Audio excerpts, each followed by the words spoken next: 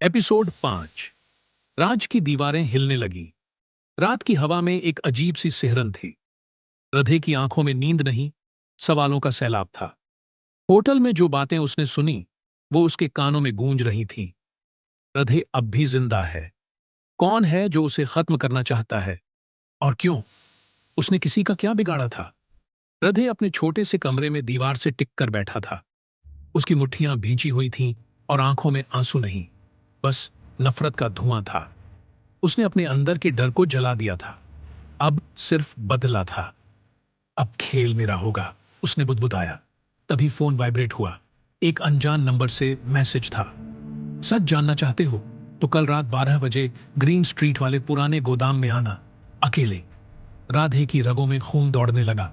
उसने बिना सोचे मन ही मन कहा, मैं आऊंगा, जरूर आऊंगा। अगले दिन राधे ने अपनी पहचान छुपाने के लिए एक साधारण कपड़े पहने। उसने बालों को ढकने के लिए कैप लगा ली और आंखों पर काला चश्मा चढ़ा लिया। वह सीधा अपने दोस्त एरियन के पास पहुंचा। एरियन उसका स्कूल का दोस्त था, जो अब टेक्नोलॉजी एक्सपर्ट बन चुका था। एरियन, मुझे मदद चाहिए। मुझे कुछ रिकॉर्डिंग्स चाहिए और एक नंबर ट्रेस करना है। एरियन ने चौंक कर पूछा, किसका नंबर? राधे ने उसे वो अनजान मैसेज दिखाया। एरियन ने लैपटॉप खोला और कीबोर्ड पर तेजी से उंगलियां चलाने लगा। कुछ ही मिनटों में स्क्रीन पर एक लोकेशन फ्लैश हुई। यह लोकेशन ग्रीन स्ट्रीट की ओर जा रही है। यही वो जगह है जहां तुम्हें बुलाया गया है, एरियन ने हैरानी से कहा। मैं जानता हूं, और आज रात मैं वहां जा रहा हूं। राधे की आवाज में ठंडक थी। एरियन ने फाइल सेव करते हुए पूछा, तुम्हारे पास हथियार है? राधे ने जेब से एक छोटा चाकू निकाला। मुझे हथियार नहीं, हौसला चाहिए। रात 12 बजे ग्रीन स्ट्रीट गोदाम। राधे अपनी बाइक को एक सुनसान गली में खड़ा करता है और सावधानी से गोदाम की तरफ बढ़ता है। पूरा इलाका वीरान है। हवा में धातु की सीलन भरी गंध तैर रही है। गोदाम के बड़े जंग खाए दरवाजे के पास पहुंचते ही उसे अंदर से धीमी आवाजें सुनाई देने लगी। कल तक काम खत्म होना चाहिए। रधे को खत्म करो और सबूत मिटा दो। रधे के हाथ से चाकू गिरते गिरते बचा। मतलब, ये कोई बड़ा खेल है और मुझे मारने की साजिश रची जा रही है। वह दीवार के पीछे छिपा रहा।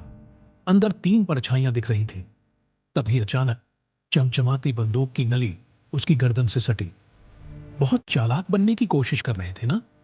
रधे ने धीरे से गर्दन घुमाई। सामने एक नकाबपोश था। उसकी आंखों में बेरहमी थी। चल, बॉस के पास। रधे को हथियार की नोक पर अंदर ले जाया गया। गोदाम के अंदर का रहस्य। गोदाम में तेज रोशनी का एक बल्ब झूल रहा था। उसके नीचे एक कुर्सी पर एक व्यक्ति बैठा था। काला सूट, चमकते जूते और हाथ में सोने की घड़ी। तो तुम हो रधे? रधे ने आंखें तरी। तुम कौन हो? आदमी मुस्कुराया। नाम जानने की जरूरत नहीं, बस ये समझ लो कि तुम्हारे पास 2 रास्ते हैं। या तो हमारी टीम में शामिल हो जाओ, या फिर हमेशा के लिए गुमनाम हो जाओ। रधे के चेहरे पर हल्की हंसी आई। तुमने गलत आदमी को धमकाया है। अचानक उसने अपनी कोहनी से पीछे खड़े नकाबपोश को मारा और तेजी से नीचे झुक गया। गोली चलने की आवाज गूंजी। गोली पास की दीवार में धंस गई। रधे ने जमीन से लोहे की रॉड उठाई और नकाबपोश के पैर पर दे मारी। वो दर्द से चीखता हुआ गिर पड़ा।